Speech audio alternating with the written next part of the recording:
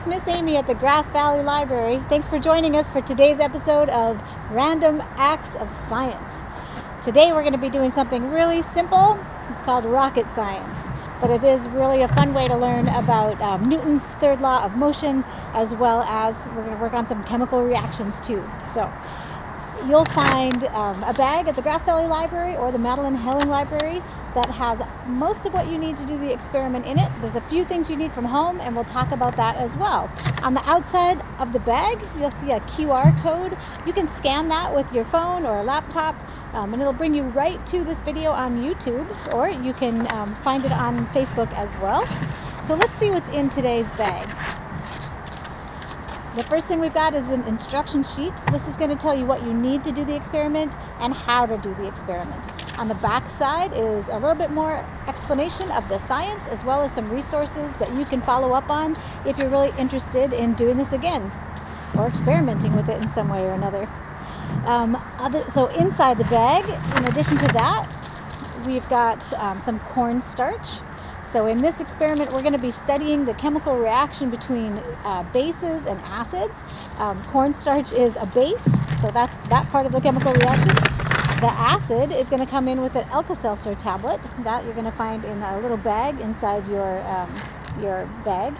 Alka-Seltzer has citric acid in it, so when the two items are dry, the acid and the base, they don't react. But when we put water in the mix, that's when the chemical reaction starts. So that's how this is going to get exciting here in a little bit.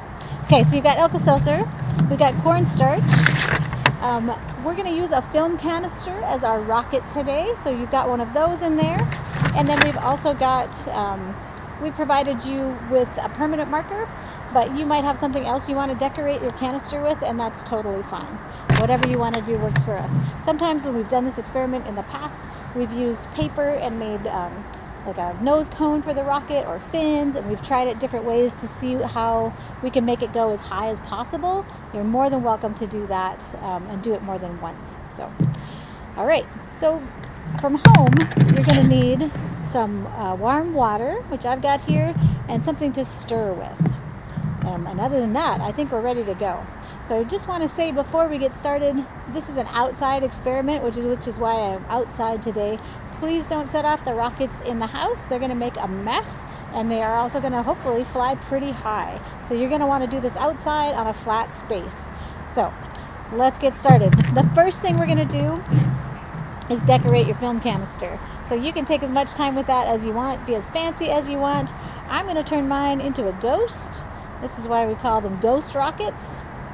So I'm just going to give my ghosts 2 eyes and a big wide mouth, because he's going to be really excited when he gets to fly. So there's my ghost. Make sure that you're decorating it with the top side on the ground, because it's going to blow the top off and head up into space that way. So make sure you're working upside down when you're decorating your rocket.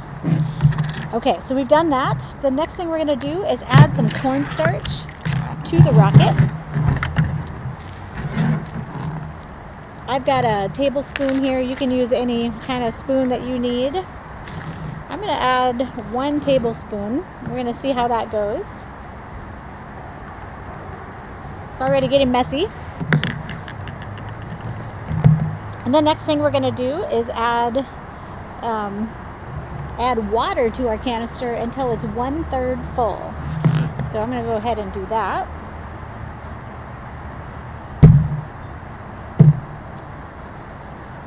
And then we're going to stir it up.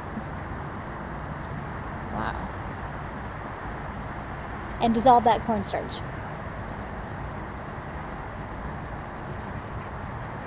It's kind of lumpy, so it might take a second, but once you get going, it's pretty good. I'm going to dump a little out because I've got this half full. Maybe a little bit more. Okay, so I've got my canister. It's got water and cornstarch in it. And the next thing we're going to do is find a place outside to do the experiment. Get everything in place. And then you're going to take your Alka-Seltzer tablet and you're going to break it up into 3 or 4 parts. So I just broke off 1/3 of it. and I'm going to drop that into the canister. You're going to do this all at once, and it's what's going to make your rocket pop.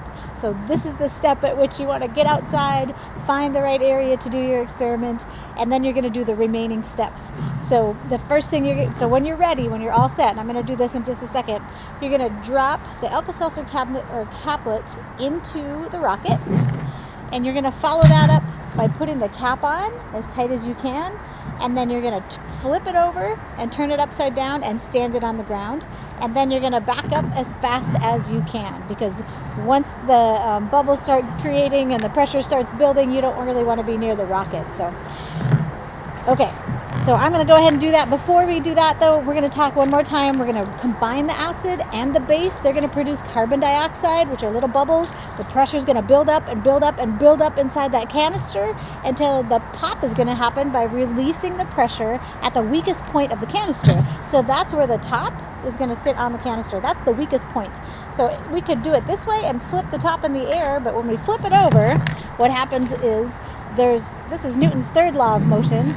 For every action, there is an equal and opposite reaction. So when we pop the bottom off of that canister, there's a force that's going down into the earth, but equal and opposite forces are going to force that canister up into the air. So that's where the pop is going to come from. So I'm going to find a flat spot, and then I'll be right back, and we'll take it from there. I am going to, as quick as I can, put it all together, turn it upside down, and then we're going to go.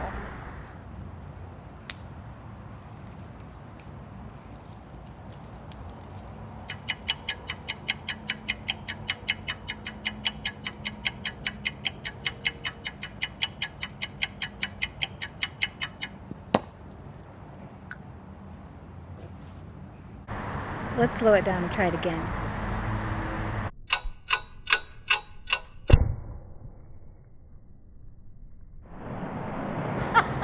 It happened so fast we weren't ready, and it took about 15 seconds before it blew up. So be patient. It does work. Thanks for joining me today. We'll see you next week for more Random Acts of Science.